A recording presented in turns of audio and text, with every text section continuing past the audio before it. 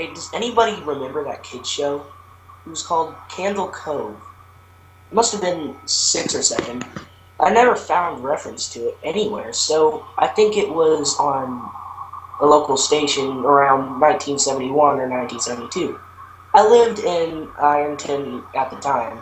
I don't remember which station, but I do remember it was on at a weird time, like 4 o'clock p.m. It really seems familiar to me. I grew up outside of Ashland and was 9 years old in 72.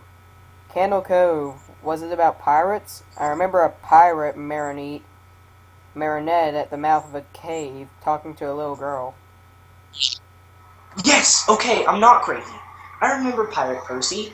It was always I was always kind of scared of him. He looked like he was built from parts of other dolls, like really low budget. His head was an old porcelain baby doll. It looked like an antique and that didn't belong on the body. I don't remember that station this was. I don't think it was WTSF though. Sorry to resurrect this old thread, but I know exactly what show you mean, Sky Shale. I think Candle Cove ran for only a couple months in 71, not 72. I was 12 and I watched it a few times with my brother. It was channel 58, whatever station that was. My mom would let me switch to it after the news. Let me see what I remember. It took place in Candle Cove, and it was about a little girl who imagined herself to be friends with pirates. The pirate ship was called the Laughing Stock, and Pirate Percy wasn't a very good pirate because he got scared too easily. And there was a Calliope music constantly playing.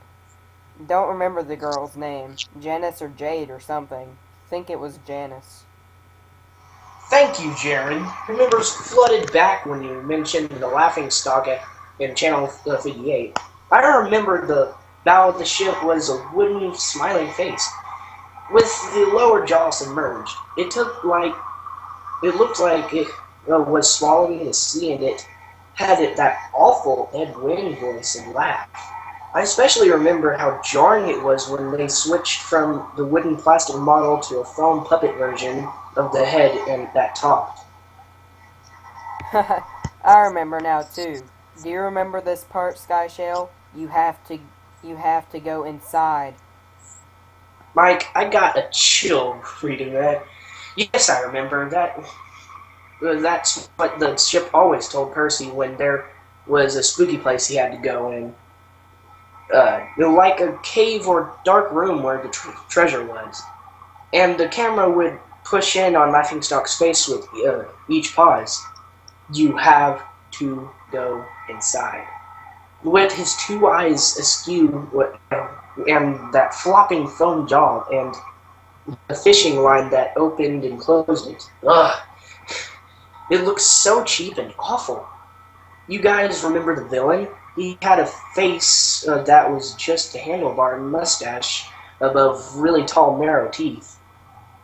Honestly, thought the villain was Pirate Percy. I was about 5 when the show was on Nightmare Fuel. Ugh. That wasn't the villain. The puppet with the mustache. That was the villain's sidekick, Horace Horrible. He had a monocule too, but it was on top of the mustache. I used to think that it meant he only had one eye.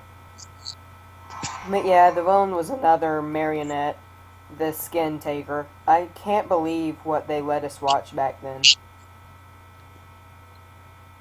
Jesus H. Christ, the Skin Taker?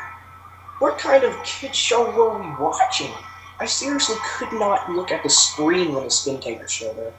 He just descended out of nowhere on his screens, just a dirty skeleton wearing that brown top hat and cape. And his glass eyes were too big for his skull. Jesus Christ almighty. Wasn't his top hat and cloak all sewn up crazily? Was that supposed to be a children's skin? Yeah, I think so. Remember, his mouth didn't open and close. His jaw just slid back and forth. I remember the little girl said, "Why does your mouth move like that?" And the Skin Taker didn't look at the girl, but at the camera and said, "To grind your skin." I'm so relieved that other people remember this terrible show. I used to have this awful memory, a bad dream that I had where the opening jingle ended and the show faded in from black, and all the characters were there, but the screen was just cutting to each of their faces and they were just screaming.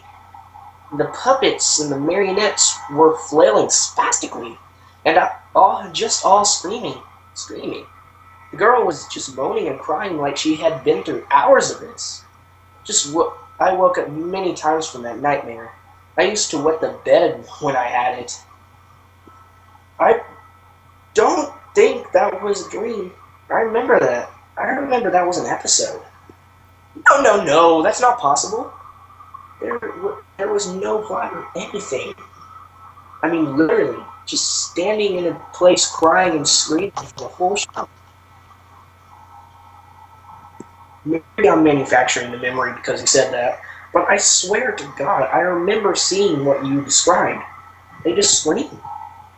Oh God, yes. The little girl, Janice, I remember seeing her shake, and the skin taker screaming through his gnashing teeth, his jaw careening so wildly I thought it would come off its wire hinges. I turned it off, and it was the last time I watched.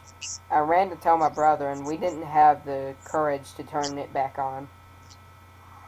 I visited my mom today at the nursing home. I took her about when I was little in the early 70s. I was 8 or 9, and if she remembered the kid shows, and if she remembered the kid show Candle Cove. She said she was surprised I could remember that, and I asked why, and she said, because I used to think it was so strange, and that you said, I'm gonna go watch Candle Cove now, Mom. And then you would turn the TV to static and just watch dead air for 30 minutes. You had a big imagination with your little pirate show.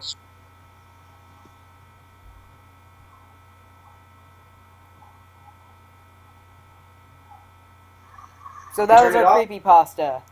Yeah.